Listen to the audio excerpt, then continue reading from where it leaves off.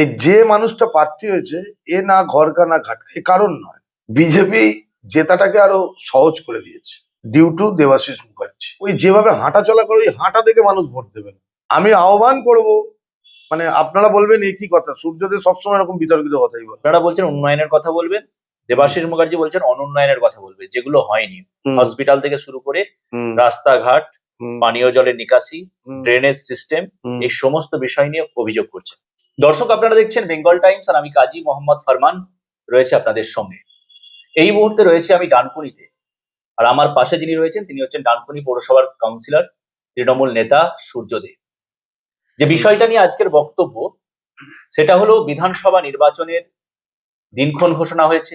সমস্ত রাজনৈতিক দলেরই, প্রায় মেইন স্ট্রিম রাজনৈতিক দলগুলোর প্রার্থী ঘোষণা হয়ে গেছে, কিন্তু এখন আলোচনার কেন্দ্রেতে যেটা চলে এসেছে সেটা হলো বিজেপির প্রার্থীর নাম ঘোষণার পরেই আবার আরো এক বিজেপি নেতা, অর্থাৎ চণ্ডীতলা বিধানসভার আরো এক বিজেপি নেতা তিনি বিক্ষুব্ধ, তিনি মুখ খুলছেন এবং অনেক বিস্ফোরক অভিযোগ করেছেন। আমার দল যদি ওনাদেরকে পদ্ম ফুল দেয় তো আমি গোলাপ ফুল দিয়ে দাঁড়াবো, যেখানে মাল খেতে হবে আর কিছু লোককে মাল খাওয়াতে হবে, সেই ক্যাটাগরি আমার নেই।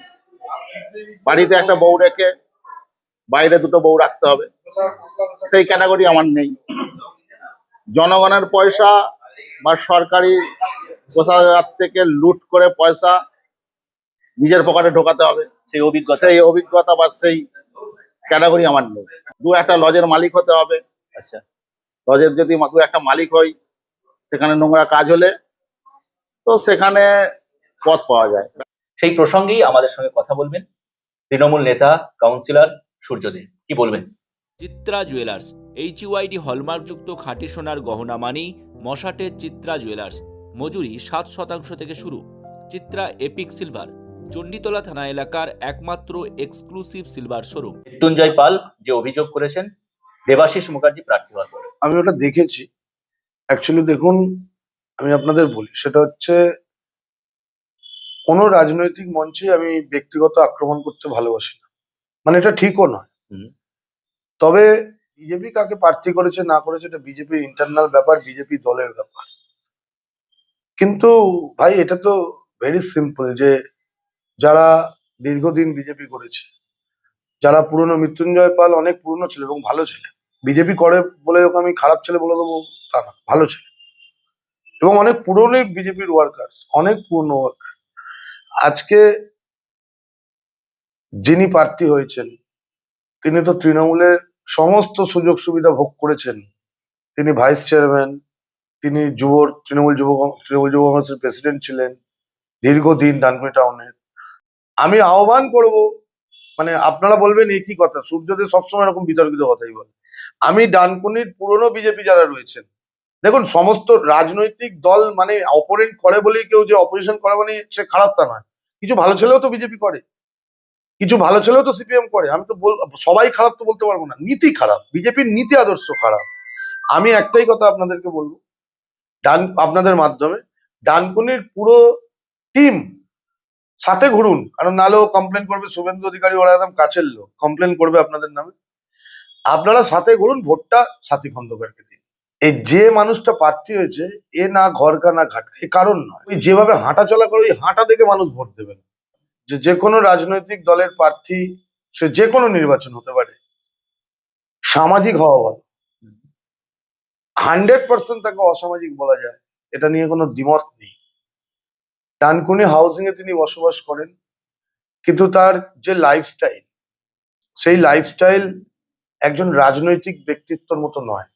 আচ্ছা, ডানকুনির মানুষ বলেন, ডানকুনি হাউজিং এর মানুষ এটা জানেন এবং ডানকুনির আপামর জনসাধারণ তিনি জানেন। উল্টো দিকে আমাদের যিনি প্রার্থী সাথী খন্দকার, আপনারা সাথী খন্দকারকে অনেক কাছ থেকে দেখেছেন কিনা আমি জানি না। সাথী খন্দকার এমন একজন ব্যক্তি, সেটা হচ্ছে ওরকম সিম্পল এমএলএ যে অত সহজ সিধা লাইফ লিডিং। মানে আমার রাজনৈতিক জীবন 20 বছর হলো, আমি আমার রাজনৈতিক 20 বছরের জীবনে দেখি সাথী খন্দকার তো জিততই, বিজেপি জেতাটাকে আরো সহজ করে দিয়েছে ডিউ টু দেবাশিস মুখার্জি। হিন্দুত্বের ত্রাস করে বিজেপি কিছু করতে পারবে না। আমরা ডেভেলপমেন্টকে নিয়ে ভোট করব, আমরা মমতা বন্দ্যোপাধ্যায়কে নিয়ে ভোট করব, মমতা বন্দ্যোপাধ্যায়ের ডেভেলপমেন্ট নিয়ে ভোট করব। আপনারা বলছেন উন্নয়নের কথা বলবেন, দেবাশিস মুখার্জি বলছেন অনুন্নয়নের কথা বলবে, যেগুলো হয়নি। হসপিটাল থেকে শুরু করে রাস্তাঘাট, পানীয় জলের নিকাশি, ড্রেনেজ সিস্টেম, এই সমস্ত বিষয় নিয়ে অভিযোগ করছেন। দেবাশিস মুখার্জি তো ডানকুনি মিউনিসিপ্যালিটির ভাইস চেয়ারম্যান ছিলেন। কোথাও কোনো প্রপোজাল থ্রু দেবাশিস মুখার্জি গেছিল নাকি যে ডানকুনিতে এটা করতে হবে, যখন তিনি তৃণমূলে ছিলেন? আজ থেকে 5 বছর আগেই ছিল। আমি তো একটা কথা তো মানা যায় যে যে যে রাজনৈতিক দলই করুক, রাজনীতি ও তো দল বদলেছে। যদি দল বদলায় তার মেন্টালিটি চেঞ্জ হয়ে যায়, এরকম তো নয়। তৃণমূলে যখন ছিল তাহলে তো তিনি নিশ্চিত চিন্তা করতেন যে মানুষের জন্য আমায় করতে হবে। ডানকুনি মিউনিসিপ্যালিটির জন্য উনি কোথাও কোনো প্রপোজাল ওনার কাছে আছে নাকি? কোনো যে তৎকালীন সময় তিনি কোনো গভর্নমেন্টকে একটা প্রপোজাল দিয়েছিলেন যে এটা করতে হবে, একটা কলেজ করতে হবে, আছে নাকি? নেই। হাতে আংটি ছিল না, 4খানা আংটি হয়েছে। এখন না, এটা শুনতে হবে। আগে বিড়ি খেত, বড় সিগারেট খাওয়া শিখেছে, ভাইস চেয়ারম্যান হয়। আমার নামে উনি মামলা করবেন আমি ভুল বললে। গ্রাফটা উঠতে উঠতে ওনার এমন হয়ে গেছে, এখন ভাবছি যেভাবে ও বিজেপি আবার বিজেপি থেকে যদি হারবে তো কনফার্ম বিজেপি থেকে হারবে, আবার কোনোদিন দেখবেন অন্য কোনো দলে চলে গেছে। মানে ওর লাইফস্টাইলটাই এরকম হয়ে গেছে যে আমায় যেভাবে ও নয় বাসে নয় ট্রেনে নয়, ট্রেন না হলে হেঁটে নয়, হেঁটে না হলে যেভাবে আমার ডেস্টিনেশন পৌঁছতে হবে। ওর তো ব্যক্তি ডেভেলপমেন্ট করা ছাড়া ওর কোনো কাজ নেই। ওর মানুষের কথা আবার কি ভাবে? ও কোনোদিনও মানুষের কথা ভেবেছে নাকি? আমরা কথা বললাম ডানকুনি পৌরসভার 18 নম্বর ওয়ার্ডের কাউন্সিলর, তৃণমূল নেতা সূর্যদের সঙ্গে। তিনি অভিযোগ করলেন একসময় তৃণমূল কংগ্রেসের হয়ে এবং ডানকুনি পৌরসভার তৃণমূল পরিচালিত ডানকুনি পৌরসভার যিনি ভাইস চেয়ারম্যান দেবাশিস মুখার্জি, যিনি বর্তমানে এই চণ্ডীতলা বিধানসভার বিজেপির প্রার্থী, তার বিরুদ্ধেও তিনি অভিযোগ তুললেন। যে অভিযোগ মৃত্যুঞ্জয় পাল অর্থাৎ বিজেপি নেতা, আদি বিজেপি নেতা তুলেছিলেন, ঠিক তারই রেস ধরে একই অভিযোগ তুললেন সূর্যদেব। ক্যামেরায় সমতা ঘোষের সঙ্গে আমি কাজী মোহাম্মদ ফারমান, ডানকুনি।